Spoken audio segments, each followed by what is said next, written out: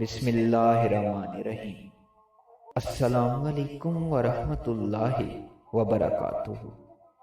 بیوی سے محبت کرنا جوروں کی غلامی نہیں بلکہ سنت رسول اللہ صلی اللہ علیہ وآلہ وسلم ہے۔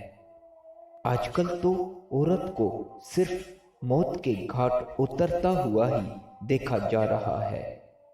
اپنی بیویوں کو خودکشی کرنے پر مجبور نہ کریں، اپنی بیویوں کو پاؤں کی جوتی نہ سمجھیں، اپنی بیویوں سے محبت کریں، سنت کو فالو کریں۔ زندگی آسان ہے، لوگوں کی سنیں گے تو نہ گھر کے رہیں گے اور نہ گھاٹ کے، پھر آخرت بھی بھیانک ہوگی۔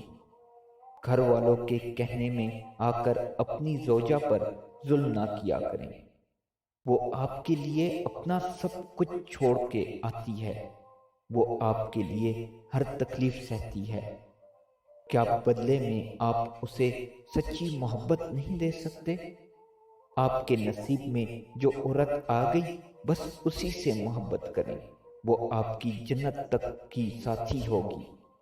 اللہ کے نبی صلی اللہ علیہ وآلہ وسلم اور حضرت عائشہ صدیقہ رضی اللہ تعالیٰ عنہ کی زندگی کی چند اہم باتیں دیکھ لیجئے، شاید آپ کو کچھ سمجھ آ جائے۔ امام مسلم روایت کرتے ہیں کہ نبی کریم صلی اللہ علیہ وآلہ وسلم ام المومنین حضرت عائشہ صدیقہ رضی اللہ تعالیٰ عنہ سے ارشاد فرماتے ہیں، عائشہ، تمہاری خوشی و مسرت اور غم و غصہ اور ناراضگی کا مجھے علم ہو جاتا ہے، مجھے اندازہ ہو جاتا ہے کہ تم مجھ سے خوش ہو یا ناراض۔ حضرت عائشہ صدیقہ رضی اللہ تعالیٰ عنہ نے فرمایا، اے اللہ کے نبی، وہ کس طرح؟ آپ نے فرمایا، جب تم مجھ سے خوش ہوتی ہو تو قسم کھاتے وقت رب محمد کہتی ہو، اور جب ناراض ہوتی ہو تو تم رب ابراہیم کہتی ہو۔ ایک مرتبہ نبی رحمت صلی اللہ علیہ وآلہ وسلم نے حضرت عائشہ صدیقہ رضی اللہ تعالیٰ عنہ سے فرمایا، جس طرح ابی ذرا ام ذرا سے پیار و محبت کرتے ہیں، اسی طرح میں بھی تم سے محبت کرتا ہوں۔ حضرت عائشہ صدیقہ رضی اللہ تعالیٰ عنہ نے فرمایا، اے اللہ کے نبی، میرے ماں باپ آپ پر قربان، آپ میری نگاہ میں ام ذرا کے لیے ابو ذرا سے زیادہ محبوب و عزیز ہیں۔ اس حدیث کو امام بخاری نے روایت کیا ہے، جس سے معلوم ہوتا ہے کہ شوہر کو بیوی کے سامنے محبت اور وفاداری کا اظہار کرنا چاہیے اور اسے پیار بھرے لہجے سے پکارنا چاہیے۔ آپ حضرت عائشہ صدیقہ رضی اللہ تعالیٰ عنہ کو عائشہ کی بجائے پیار سے عائش کہا کرتے اور بلایا کرتے تھے اور فرماتے، اے عائش رضی اللہ تعالیٰ عنہ، حضرت جبرائیل امین تمہیں سلام کہہ رہے ہیں۔ بعض اوقات آپ انہیں حمیرہ کہہ کر متوجہ فرماتے تھے۔ حمیرہ حمرا کا مخفف ہے، مراد گوری رنگت ہے۔ رسول اللہ صلی اللہ علیہ وآلہ وسلم اپنی ازواج کے ساتھ کھانا تناول فرماتے تھے۔ حضرت عائشہ صدیقہ رضی اللہ تعالیٰ عنہ فرماتی ہیں کہ میں اور آپ ایک ساتھ کھانا تناول فرماتے تھے۔ جس پیالے میں میں پانی نوش کرتی، اسی پیالے میں پانی آپ کو پیش کر دیتی۔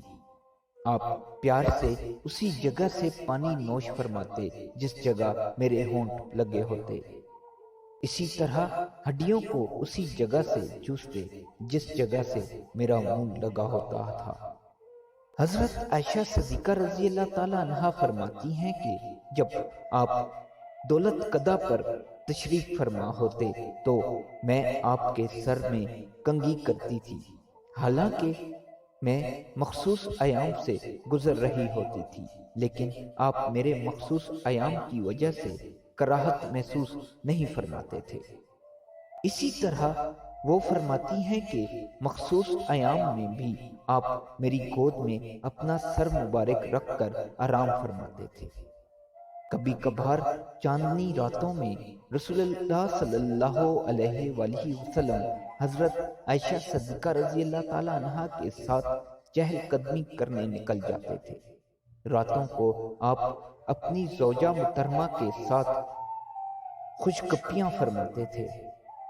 محسن انسانیت دولت قدے پر ازواج مطہرات کے کاموں میں ہاتھ بٹاتے اور ان کے بوجھ کو ہلکا کرنے کی کوشش کرتے تھے۔ ایک صحابی نے ام المومنین حضرت عائشہ صدیقہ رضی اللہ تعالیٰ عنہا سے دریافت فرمایا کہ آپ جب گھر پر تشریف فرما ہوتے تو ان کی کیا مصروفیت ہوتی تھی؟ تو انہوں نے فرمایا کہ آپ اپنی ازواج مطہرات کے کاموں میں شریک ہوتے تھے۔ ایک دوسری روایت میں آیا ہے کہ حضرت عائشہ صدیقہ رضی اللہ تعالیٰ عنہا نے فرمایا کہ رسول اللہ صلی اللہ علیہ وآلہ وسلم جب گھر میں تشریف فرما ہوتے تھے تو اپنا کام خود انجام دیتے، اپنے کپڑے خود سیتے، بکریاں دھوتے اور اسی طرح دوسرے کام بھی انجام دیتے تھے۔ یہ سب ہمیں سکھانے اور بتانے کے لیے تھا، مگر افسوس ہم ابھی تک پیچھے ہیں اور بیوی سے محبت کو غلامی سمجھتے ہیں۔ اللہ ہر کسی کا نصیب اچھا کرے اور ہمیں ہمارے پیارے نبی صلی اللہ علیہ وآلہ وسلم کی سنت پہ چلنے والا ہم سفر نصیب فرمائے، جس کے ساتھ ہماری زندگی بھی ایسی ہی گزرے۔ آمین یا رب العالمین۔